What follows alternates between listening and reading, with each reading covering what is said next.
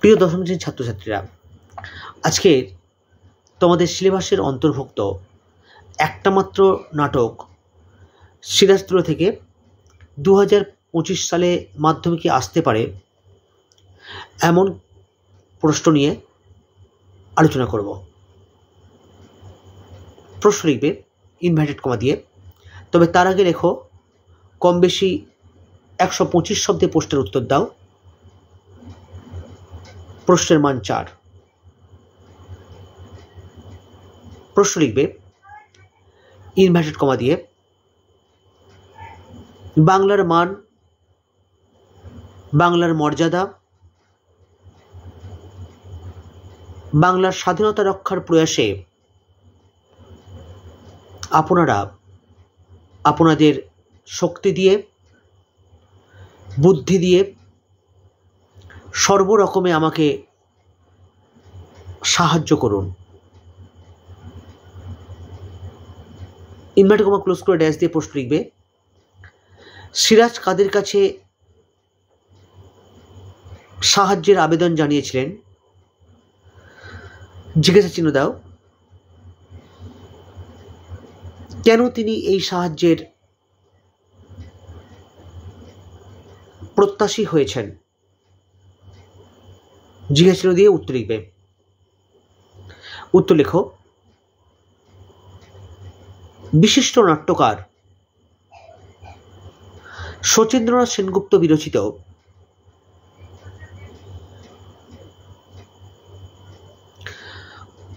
সিরাজদৌল্লার নাট্যাংশে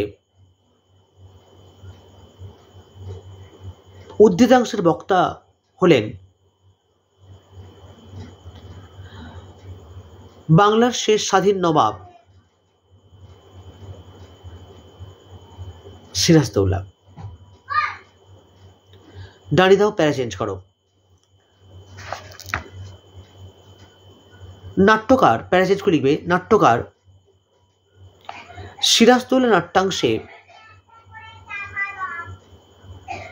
সিরাজ স্বদেশভূমির স্বার্থে তার সভাসদদের উদ্দেশ্যে এই কাতর আহ্বান জানিয়েছেন। দাঁড়িয়ে দাও, প্যারা চেঞ্জ করো।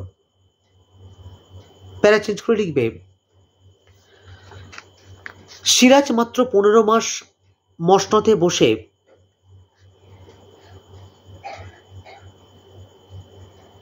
দেশ ও জাতির স্বরূপ বুঝেছিলেন। দাঁড়িয়ে দাও। তিনি অনুধাবন করেছিলেন, ইস্ট ইন্ডিয়া কোম্পানি তাঁর বিরুদ্ধে গভীর ষড়যন্ত্রে লিপ্ত হয়ে মির্জাফর, জগৎ শেঠ, রায়দুল্লভ, ঘসেটি বেগম প্রমুখের সঙ্গে হাত মিলিয়েছে। দাঁড়িয়ে দাও। সিংহাসনে আরোহণ করার কিছুদিন পর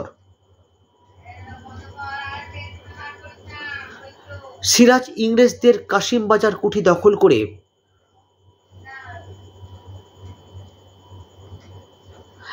কলকাতা থেকে তাদের বিতাড়িত করেন।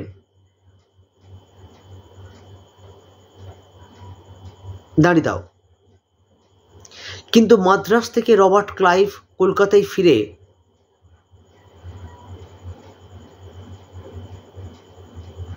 তা পুনরুদ্ধার করেন। দাঁড়িয়ে দাও। কিন্তু মাদ্রাজ থেকে রবার্ট ক্লাইভ কলকাতায় ফিরে তা পুনরুদ্ধার করেন। দাঁড়িয়ে দাও। দিয়ে লিখবে পরিস্থিতির চাপে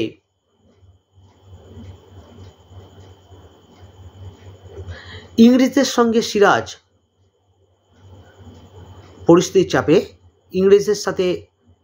সিরাজ আলীনগরের সন্ধি করতে বাধ্য হন।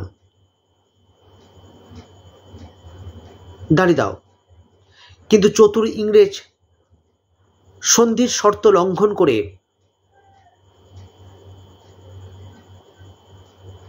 সিরাজের বিরুদ্ধে চক্রান্ত করে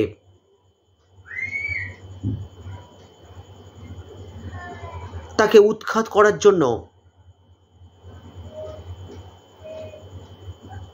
নীল নকশা তৈরি করেন।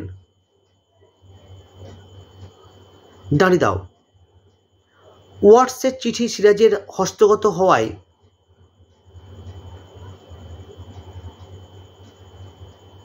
তিনি এ বিষয়ে সম্পূর্ণরূপে নিশ্চিত হন যে কমা দাও বাংলার ভাগ্যাকাশে দুর্যোগের ঘনঘটা ঘনিয়ে আসছে। দাঁড়িয়ে দাও। আত্মরক্ষার চেয়ে সিরাজের কাছে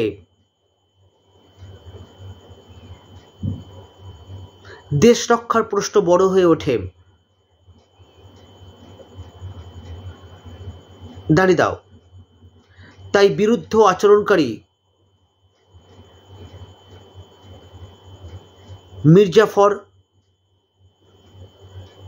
জগৎ শেঠ, রাজবল্লভ প্রমুখ ব্যক্তিকে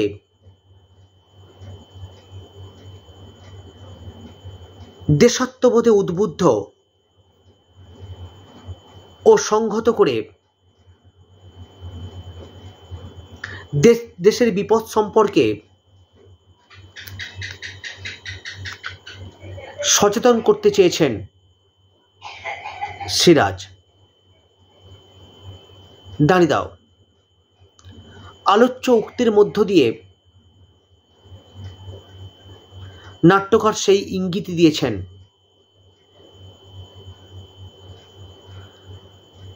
দাঁড়িয়ে দাও, উত্তর শেষ করো। পরের প্রশ্ন লিখবে ইনভার্টেড কমা দিয়ে, এইবার হয়তো শেষ যুদ্ধ।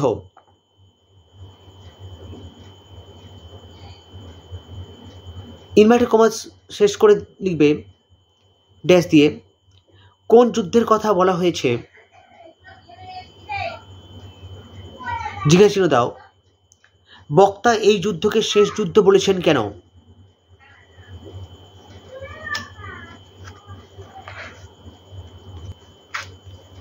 উত্তর লিখবে বিশিষ্ট নাট্যকার শচীন্দ্র সেনগুপ্ত বিরচিত সিরাজদৌল্লা নাট্যাংশে উদ্ধৃত অংশে নবাব সিরাজের সঙ্গে ইংরেজদের পলাশির প্রান্তরে যে যুদ্ধ হয়েছিল সেই যুদ্ধের কথা বলা হয়েছে।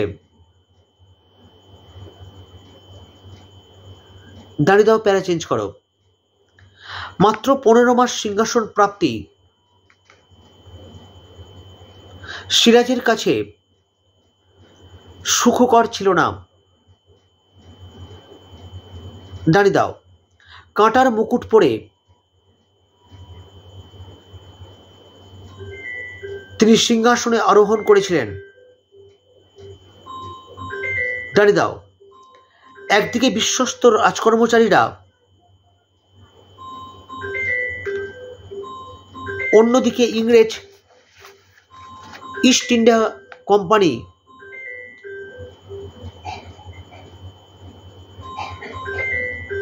প্রতিনিয়ত তাঁর বিরুদ্ধে চক্রান্ত ও ষড়যন্ত্রে লিপ্ত ছিল। দাঁড়িয়ে দাও। রাজত্বের পুরো 1 বছর সিরাজ যুদ্ধ ষড়যন্ত্র ভেদ ও গুপ্তচর পরিচালনায় অতিবাহিত করেছেন। দাঁড়িয়ে দাও। তার মনে হয়েছে পলাশির প্রান্তরে আগত যুদ্ধ সম্ভবত শেষ যুদ্ধ। দাঁড়িয়ে দাও। কারণ কোম্পানির সঙ্গে যুদ্ধে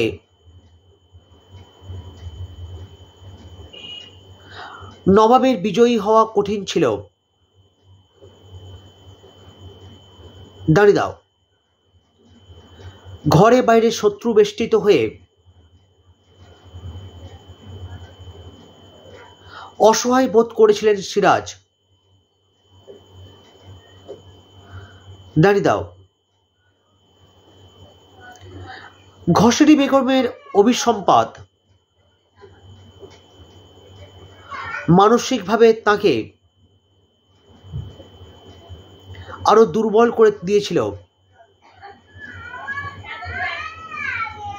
দাঁড়িয়ে দাও। তিনি বুঝেছিলেন আসন্ন যুদ্ধে জয়ী হলে হয়তো